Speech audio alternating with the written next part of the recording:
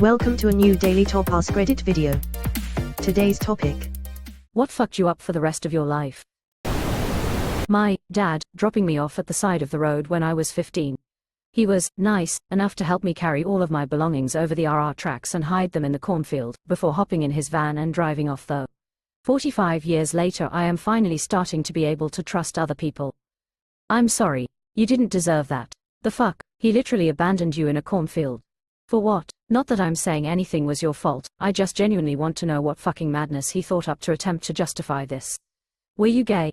Atheist? A little grumpy as a teenager? I came home at 10:30 instead of 10 o'clock.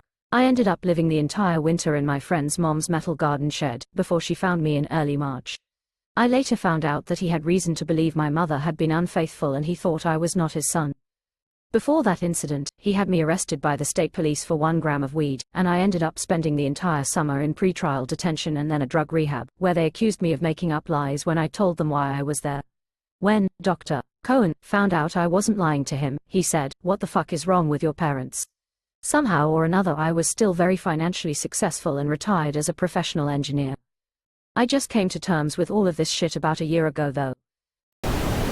We found my mom's sad face in the tub. She overdosed overnight and I tried to get in and get her out but couldn't.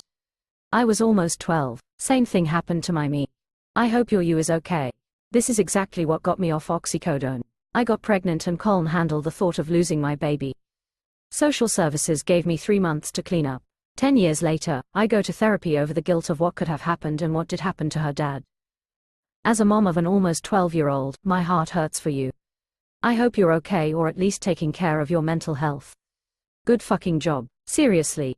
I see many people every day that made the opposite choice of you, and are kicking their 12-year-old kids out while doing more drugs. Friend came over to hang out. We got bored and decided to go to his place because he just got the new Xbox 360 for Christmas. His father must have not heard us come in, because 5 minutes later there was a very large bang from his parents' room. So I got to see what a head looks like after a 12 gauge goes off at point blank. Pretty rough for a 12-year-old. My poor friend had to stop going to school because of it. Fuck. How did your friend come out of all that trauma? Did you guys stay in touch? I'm sure he needed your friendship, or someone, to keep sane. Him and his mom moved to Oklahoma a few months later. I tried staying in contact with him, but it didn't last. I know he was terribly depressed. I hope he got through it. Fuck. My daughter's death. I'll never be the same. I want my bubble back. Same, my girl was a baby. I still shut down when I'm faced with someone I know who has a baby girl. If there are TV programs that use a dead baby as a plot point, I generally have to stop watching. There was one TV program that was about a group of women that had experienced tragic deaths where one of the women left a meeting, went to her car and just howled. It was the most accurate depiction of what I was like immediately following her death. I had to get up and walk away. Edit, at that point it had been almost 20 years. My sister died from years of alcohol abuse. I can't deal with content involving this. I also can't listen to Elliott Smith without crying. It's like this cloud that hides in the shadows and is always ready to appear and fuck up your day. Wasn't going to post it until I saw this post, but I can unfortunately write the same as you. Warm feelings your way and an obligatory, fuck cancer. I want my bubble back.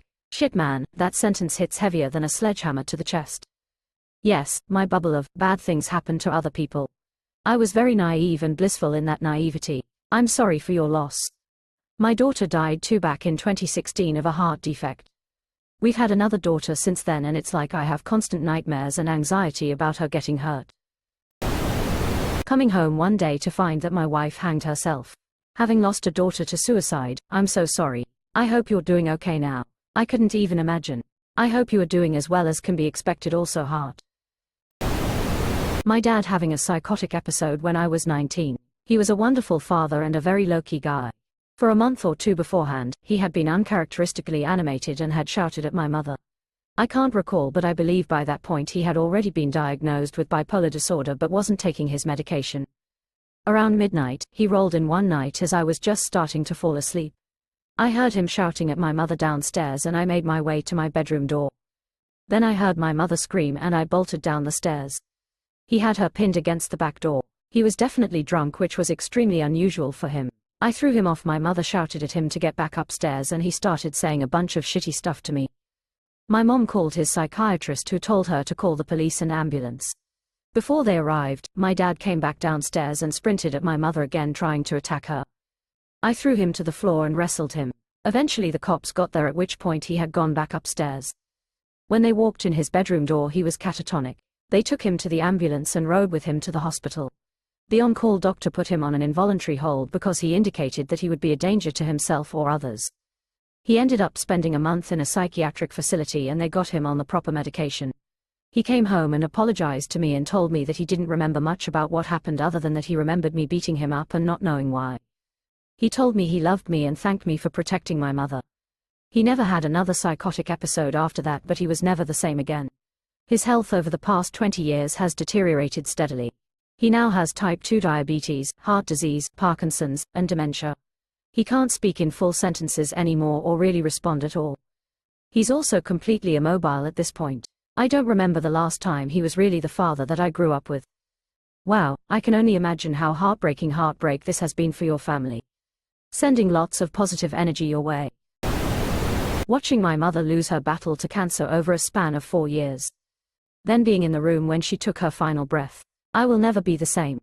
My mum had Huntington's disease and started showing signs when I was around 4, then slowly deteriorated until she died when I was 26.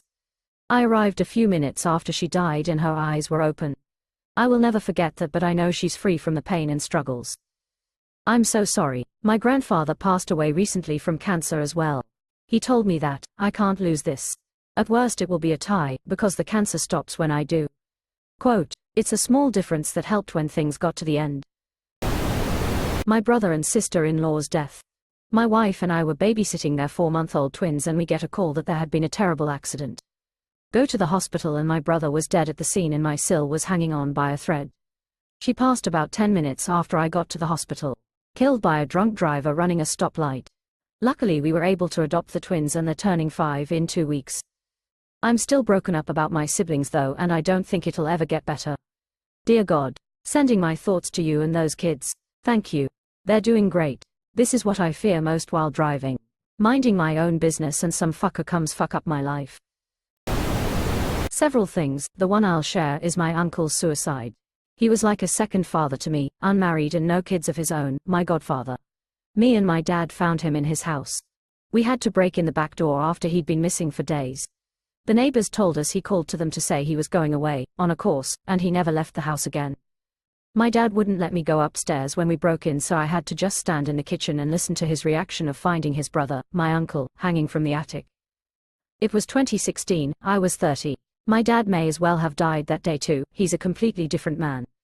I sometimes still hear my dad's screams when I try to sleep. I now regret typing this because it's brought it back a bit, but I'm posting anyway cause now it's written.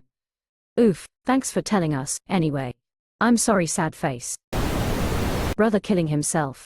That's the reason I'm still alive. I don't want my family to feel that kind of emotional pain. Edit. To clarify, I didn't lose anyone to suicide. I meant I didn't want to commit suicide as it would put my loved ones in immense pain, which is the opposite of what I want for them. When I lost my sister, that attitude was what actually made me ultimately feel better about life. It made me, over a couple of years, a much more positive person.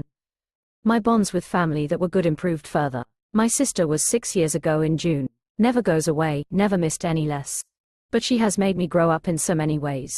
I hope you both managed to find similar.